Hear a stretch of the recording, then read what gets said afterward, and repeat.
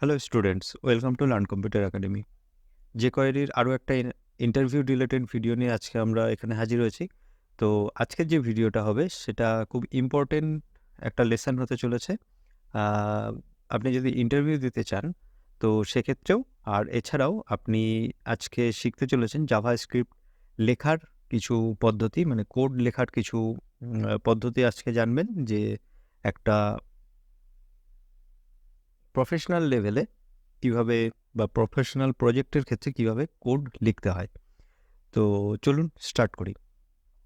তো আজকের যে প্রজেক্টটা আছে সেই প্রজেক্টটা হবে একটা কাউন্টার কাউন্টার প্রজেক্ট। তো এই কাউন্টারের ক্ষেত্রে কি হবে, আমরা এখানে দেখবেন যে একটা প্লাস বাটন আছে। তো এই প্লাস বাটনের মাধ্যমে আমরা কি করব, এই প্লাস বাটনের মাধ্যমে আমরা এখানে যে নাম্বারটা দেখছেন 0, তো এই জিরোটাকে আমরা কি করব, ইনক্রিমেন্ট করব, অর্থাৎ এক এক করে এটাকে বৃদ্ধি করব।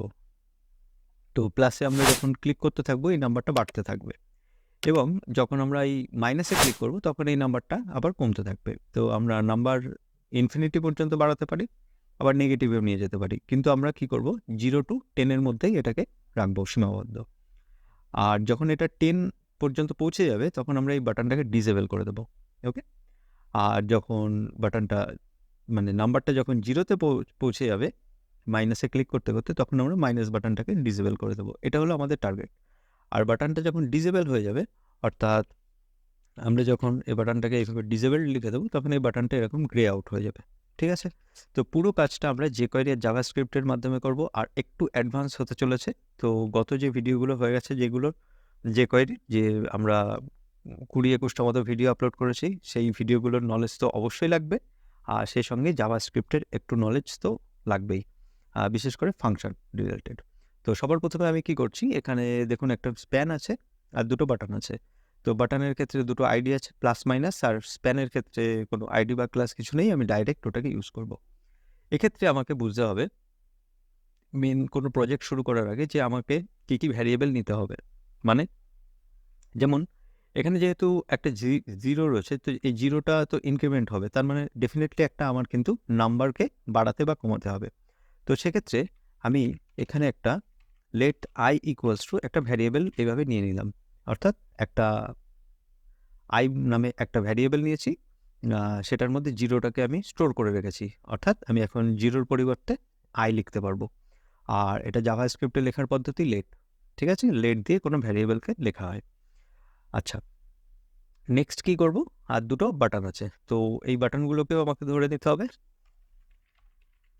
কনস্ট আমি এখানে ডলার সিম্বল দিলাম, দিয়ে লিখলাম প্লাস বাটন ইকুয়ালস টু, তো এটাকে সিলেক্ট করার পদ্ধতি কীরকম আমরা জানি, প্লাস। ওকে। আচ্ছা, ঠিক একই রকমভাবে আমরা যে মাইনাস যে বাটনটা আছে সেটাকেও আমরা এখানে এখানে ধরে নিচ্ছি, মাইনাস বাটনটাকে। তো এটার নাম আমি রেখে দিলাম ডলার মাইনাস বাটন, আর এখানে এসে আমি সিলেক্টরটা লিখে দিচ্ছি। তো এই যে মাইনাস বাটন যেটা আমি লিখলাম, তো সবার প্রথমে হয়তো খেয়াল করে দেখেছে এখানে ডলার সিম্বল দিয়েছি। তো ডলার সিম্বল কিন্তু ম্যান্ডেটরি নয়, ডলার ছাড়াও লিখতে পারেন বা ডলার দিয়েও লিখতে পারেন।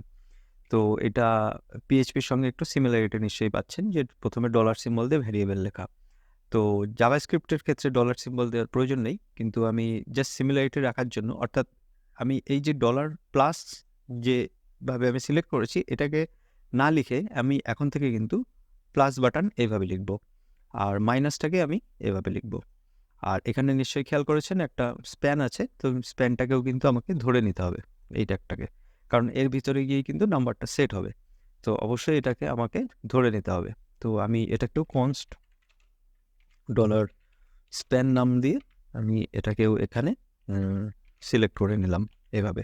ওকে, স্প্যান। আর এটা যেহেতু একটা ট্যাগ, তো সেক্ষেত্রে আমাকে ডট বা হ্যাশ দেওয়ার কোনো প্রয়োজন নেই, এটা অলরেডি আপনারা জানেন। আচ্ছা, নেক্সট যে কাজটা করতে হবে, এখানে আরেকটা জিনিস খেয়াল রাখতে হবে, আমাদের কিন্তু এই যে 0, 1, 2, 3, 4 এগুলো যখন 10 পর্যন্ত পৌঁছে যাবে এটাকে ডিসেবল করতে হবে, অর্থাৎ এই বাটনগুলোর স্টেট চেঞ্জ করতে হবে। তো স্টেট বলতে কি, মানে বাটনটা এখন অ্যাক্টিভ আছে, মানে এটা হলো ক্লিকেবল আছে। আমি যদি এখন এই প্লাসের এখানে এসে ডিজেবল এই অ্যাট্রিবিউটটা লিখে দিই, তাহলে কিন্তু এটাকে আর ক্লিকেবল নেই, এটা ক্লিক করা যাবে না, ঠিক আছে? এটা ইনঅ্যাক্টিভ হয়ে গেছে। তো আমি সিএসএস এর মাধ্যমে এই কালারগুলোকে এফেক্ট দিয়েছি। তো এখানে যদি এখন সিএসএসটা দেখতে চান তো দেখতে পারেন যে আমি বাটন ডিসেবলড এইভাবে আমি লিখে তারপর একটা ব্যাকগ্রাউন্ড কালার আর পয়েন্টার ইভেন নাম দিয়েছি। তো সেই জন্য এখানে আর কোনো কার্সার কাজ করবে না। তো এটা একটা সিএসএস এর সিম্পল জিনিস।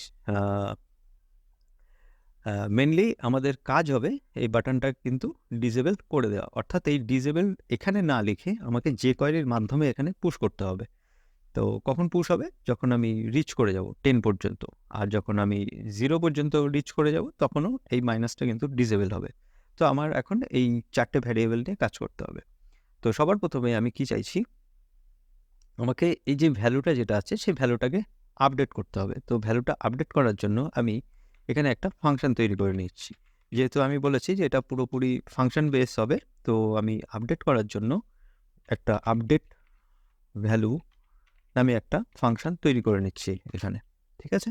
তো এই ফাংশনের কাজ কি হবে? এই ফাংশনের কাজ হবে এই যে $স্প্যান নামে যেটা আছে, যে আমার যে এখানে ভ্যারিয়েবলটা রয়েছে সেটার ভিতরে টেক্সট সেট করে দেবে। ওকে, এই টেক্সটটা কি হবে?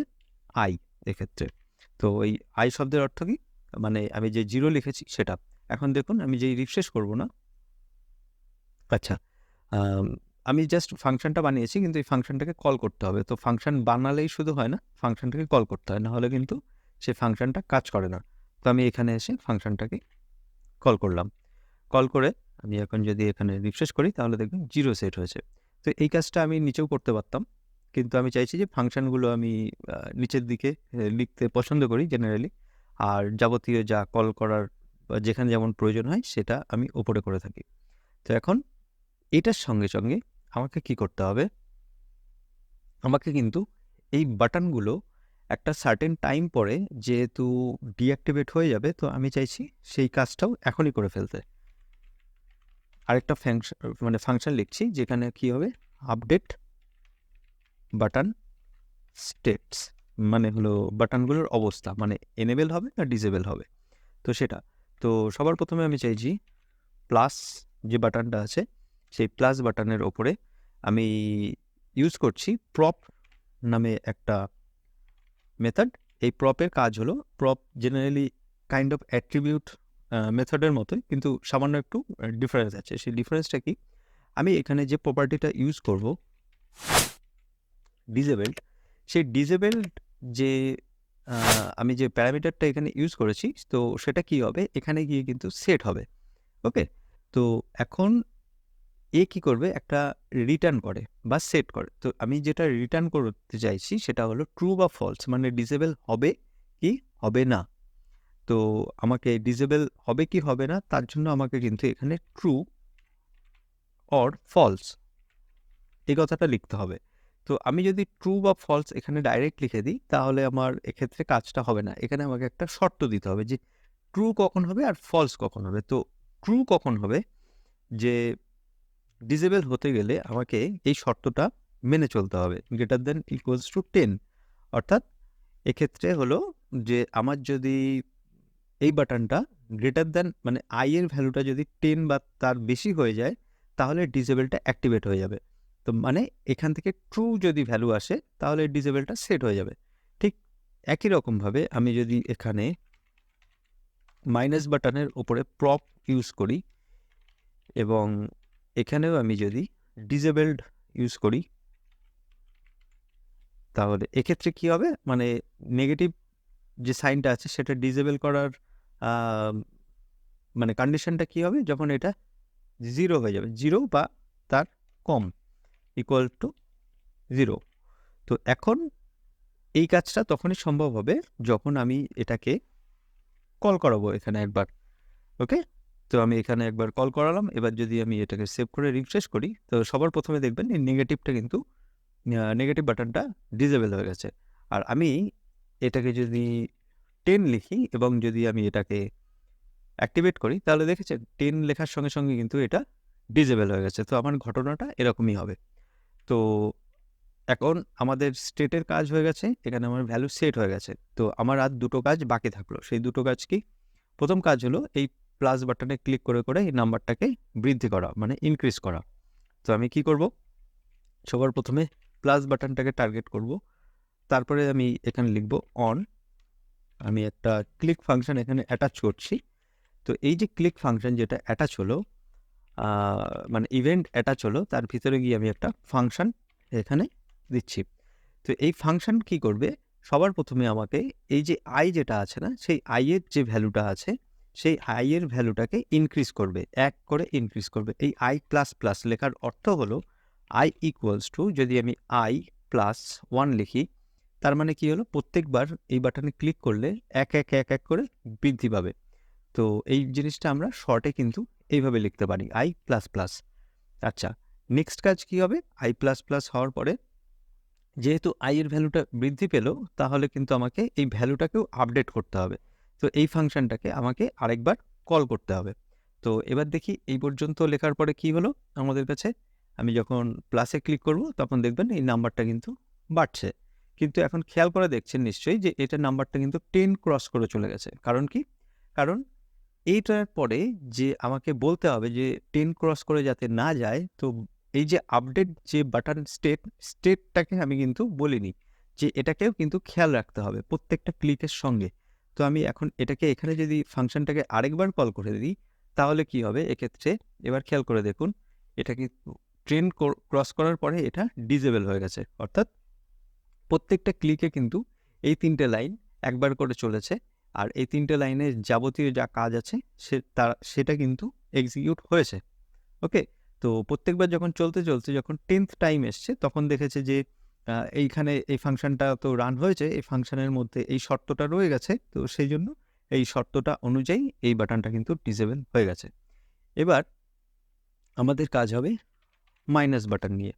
তো মাইনাস বাটনের উপরে আমি একই রকমভাবে অন ক্লিক এই যে ইভেন্ট লিসেনার আছে সেটাকে অ্যাটাচ করলাম এবং এর সঙ্গে আমি একটা কলব্যাক ফাংশন জুড়ে দিলাম। আচ্ছা, এবারের কাজটা কি হবে? এবারের কাজটা হবে এই যে মাইনাস যে কাজটা, সেই মাইনাস কাজটা তখনই সম্ভব হবে, এখানে হয়তো আপনারা গেস করতে পেরেছেন যে আমাকে মাইনাস করতে হলে আই মাইনাস মাইনাস করতে হবে। ওকে? কিন্তু এর সঙ্গে আমি আরেকটা জিনিস চেক করে নিতে চাইছি যে মাইনাস তখনই হবে যখন যদি আমার ভ্যালু 1 এর বেশি থাকে। তো সিম্পল এটা হয়তো বুঝতেই পারছেন যে যদি i এর ভ্যালু গ্রেটার দ্যান 0 না হয়, যদি 0 এর বেশি থাকে, তবে না গিয়ে আমরা এই ভ্যালুটাকে কমাবো, তাই না? i এর ভ্যালু যদি না হয়, গ্রেটার দ্যান 0 না হয়, তাহলে আমাদের কিন্তু এই বাটনটা কাজ করার কথা না। ওকে? তো i এর ভ্যালু আমরা চেক করলাম যে 0 এর বেশি কি না। তো তারপরে আমরা কি করব? সিম্পল এই যে দুটো ফাংশন আছে, এই দুটো ফাংশনকে আবার এখানে কল করিয়ে দেব এভাবে। তো এইভাবে যখন আমি এই ফাংশন দুটোকে কল করিয়ে দেবো, তখন এই ফাংশন দুটো নিজেদের মতো কাজ করতে থাকবে আর আমাদের ভ্যালুটাকে আপডেট করাতে থাকবে। ওকে? এবার পুরো জিনিসটাকে আমি একটু কম্প্যাক্ট ওয়েতে লিখে দিচ্ছি যাতে আপনাদের একবারে এটা দেখতে সুবিধা হয়, পড়তে সুবিধা হয়। তো এখন ওভারঅল যে প্রজেক্টটা আমাদের তৈরি হলো, সেই প্রজেক্টটা হয়তো কারোর একটু ডিফিকাল্ট মনে হয়েছে। যদি আপনি বেসিক যে কয়টা প্র্যাকটিস করে থাকেন, তাহলে এটা ডিফিকাল্ট হওয়ার কথা নয়। আর এই যে পোর্শন দুটো আছে, এগুলো পিওর ফাংশন জাভাস্ক্রিপ্টের। তো জাভাস্ক্রিপ্টের ফাংশন ডেফিনেটলি আপনাকে জানতে হবে ফাংশন সম্পর্কে, তবে গিয়ে আপনি এই কাজটা ভালোভাবে করতে পারবেন। আর এটা ইন্টারভিউয়ের জন্য খুবই জরুরি একটা প্রজেক্ট। আর এই প্রজেক্টটাই কিন্তু আপনারা যদি ভবিষ্যতে যখন রিয়াক্ট শিখবেন, তখন এই প্রজেক্টটা আপনাদের আবার কিন্তু করতে হবে। তো এখন আমরা ফাইনালি একটু চেক করে নিচ্ছি যে আমাদের প্রজেক্টটা ঠিকঠাক কাজ করছে কিনা। তো 10 পর্যন্ত গেছে। আমি যদি নেগেটিভে ক্লিক করি, তাহলে কিন্তু 0-তে শেষ হয়ে যাচ্ছে। আর শুরুতে কিন্তু আমি নেগেটিভে ক্লিক করতে পারবো না, কারণ অলরেডি এটা ডিসেবল হয়ে রয়েছে। ওকে? তো আশা করি এই পর্যন্ত বোঝা গেছে। যে আর যদি কোনো কনফিউশন থেকে থাকে, আমাদের কমেন্ট সেকশনে জানাবেন। তো আমরা সেভাবে হেল্প করার চেষ্টা করব। আর যদি মনে হয় এটাকে আরেকটু সিম্পলিফাই করার প্রয়োজন আছে, যে তাহলে হয়তো বুঝতে সুবিধা হয়, তাহলে আমরা সিম্পল আরেকটা ভার্সন নিয়ে আসব। সেই ভার্সনে আরও ইন ডিটেলস আমরা ডিসকাস করব। আপনি যদি একেবারে বিগিনার হয়ে থাকেন, যদি এই প্রজেক্টের কিছুই বুঝতে না পারেন, সেক্ষেত্রে আমরা একটা সিম্পল ভার্সন তৈরি করব। তো এটুকুনি বলে আজকের ভিডিও শেষ করছি। আমাদের পরবর্তী ইন্টারভিউ রিলেটেড আরও একটা ভিডিওতে খুব শিগগিরই দেখা হবে। ধন্যবাদ।